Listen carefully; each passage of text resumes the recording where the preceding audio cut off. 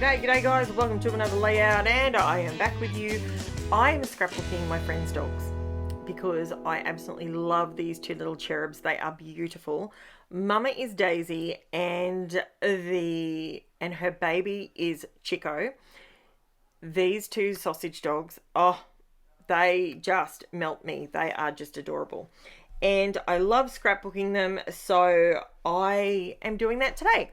Now, what I wanted to do, I have pulled out my mint tape. I've torn it in half to give me a torn edge. Then what I've done is I've pulled out all of my browns. I do have all of them, so FYI, it is all of them. Distress oxides.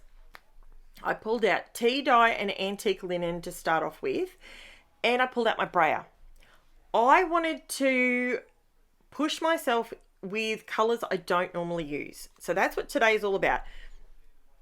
Quite often when I am scrapbooking or whatever, we always go to the colours that we like the most. But I like to challenge myself, and somebody asked me the other day, actually it was Glenda, she said, do you ever do grab 5 challenges? And that got me to thinking that I need to challenge myself a little bit. So this is what I did. I pulled out my inks, I pulled out my brayer, I've done a torn edge around the edge, and I'm going to town. Now, stick around till the end.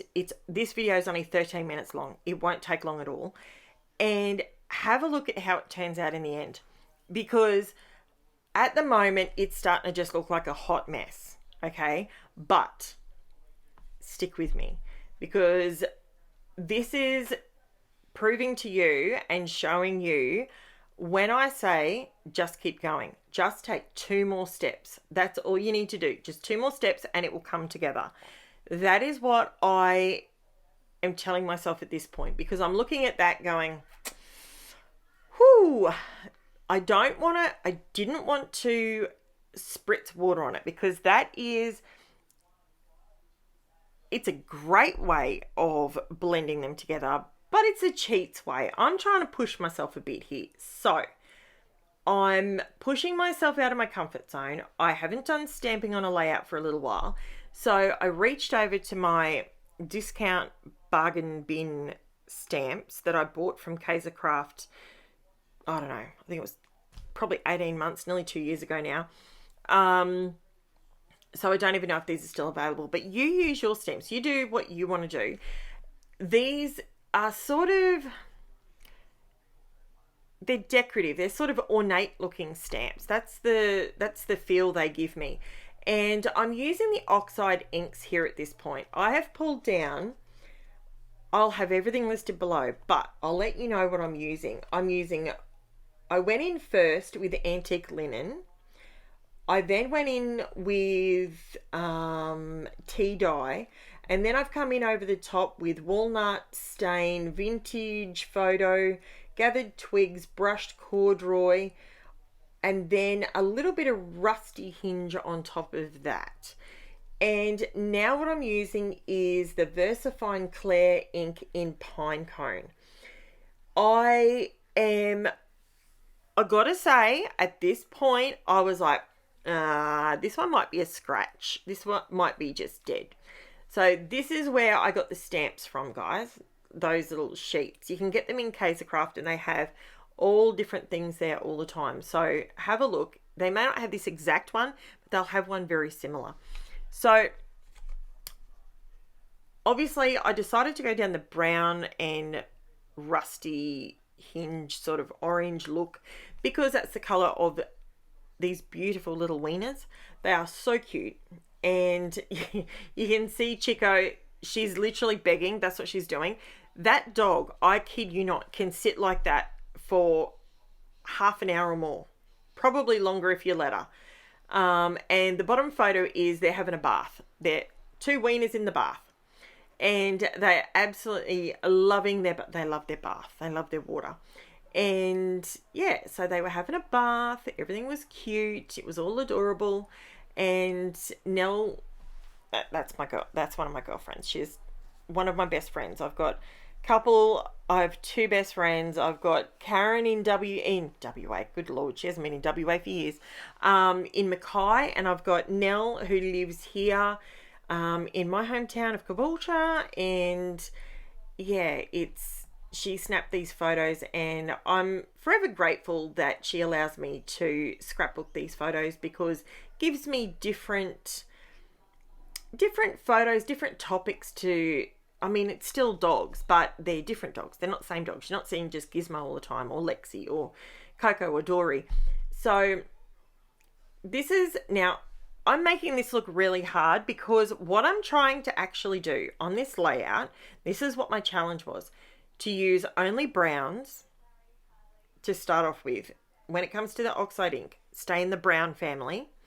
Then what I wanted to do from there was see if I could build up a super mixed media background, and see if I can do it without lots of layers, without adding torn paper, without adding distressing, all that sort of stuff. So that's what I challenged myself with, so you know.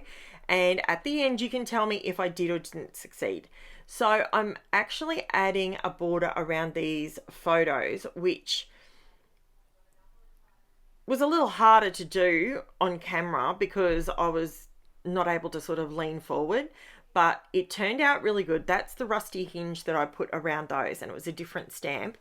Now I have put, the only dimension on the entire layout is behind the photos. I lifted them up ever so slightly, so these frames that I've stamped down so that they frame the photos a bit better, if that makes sense.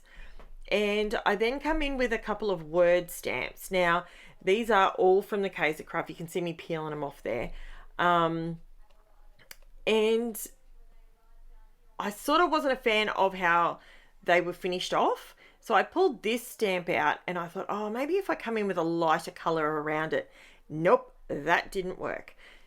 Again, mistake for Karen. And did you see I didn't get the top photo matting stamping? I didn't get that right the first time. I had to go in again. So don't give up. Don't say to yourself, oh, I'm hopeless, I can't do this, or it would never work for me, or I just end up with a hot mess.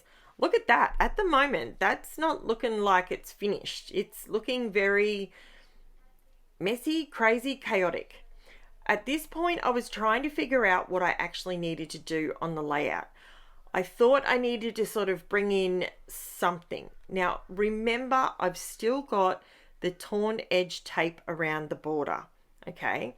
So you've kind of got to take that in your stride. Now, I'm using the PINECONE VERSAFINE CLAIR ink. And I'm coming in with that because it's super dark compared to the oxides. Now, all of this is dry. When I'm using, FYI, I have to tell you this. When I'm using the VERSAFINE CLAIR ink, the oxide that I'm putting it on is dry, so I'm not cross-contaminating that ink pad, FYI. So then I decided maybe I need to bring some of that rusty hinge to the outside, sort of, so it's on there more than just the once. That is something that I find balances a layout.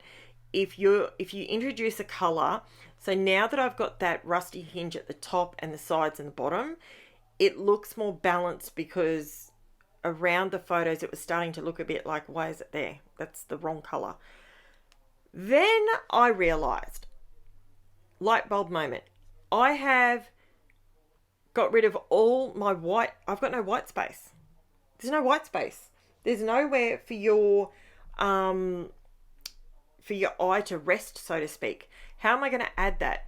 So I pulled out my Hero Arts white embossing powder and my very old, slightly marked VERSAFINE, not VERSAFINE, it's VERSAMARK sticky pad. And I am going to town with some white embossing powder. And that is how I'm going to add back on my white that I'm missing. And that's when I realized that some of the VERSAFINE CLAIR ink wasn't dry yet, so I could just sprinkle some of that on top of it and it would stick to it long enough for me to melt the what's it called, embossing powder. Now I am loving how this is working out. This is working. It needed more white, and I wasn't a fan of the words in and around the photos in those circles. I don't mind cherish, but I wasn't a fan. So now I've put the white on there. It's breaking up the brown and I love it. I'm loving it. It's looking grungy. It's different. It is just different. And I know that sounds a little bit odd, but it's different. It's not something that I don't have papers like this. I don't buy papers like this because I can make them myself. And this one totally worked. Now you probably saw me just then use the VERSAFINE Clair brown ink instead of the sticky pad ink. I wanted a few of the white lines at the top to be more pronounced. I wanted them to be more defined. So that's why I used that one instead of the sticky ink. Now I pull the outside edge off and then I put this edge on and it's coming together. Now it's starting to look right. So I've got that torn edge all the way around. It kind of looks like the inked section now is floating above the white cardstock. It looks like it's a piece of paper on top of the cardstock. And that, my friends, is a slam dunk. I didn't think I could pull off a completely brown, monotone brown, like it's not, I can't call it a monochromatic layout because it's not. There's white on there. Actually, I probably could call it a monochromatic layout. But anyway, and here's another one of my fonts that I've cut out and put into my plastic containers. And they are dies that I have. This one I used KAISERCRAFT uppercase decorative dies. And I will have that all linked below. Here I'm just having a play to see where I want the title to go. It gets lost if you separate it too much like that. So I bring it all back down together. And like I said, not every layout is for everyone. Not everyone loves them. But this one I think turned out pretty good. I glued that down and that is my layout, guys. Here it is up close. You can see all that good grunge and how it just all works in together. And let me know if this is something you would give a go. Is it something that you would even think of doing? The torn edge, I think, really helps the rustic kind of look of it. It gives me the vibe of that rustic, rusty metal, rusty iron, those old buildings. That's what it gives me the vibes of. If you like it, if you got value from this video, please hit the thumbs up button for me. Subscribe if you have not already. I would love that. And leave me a comment too, guys. I love that even more. Bye for now. Thanks for watching.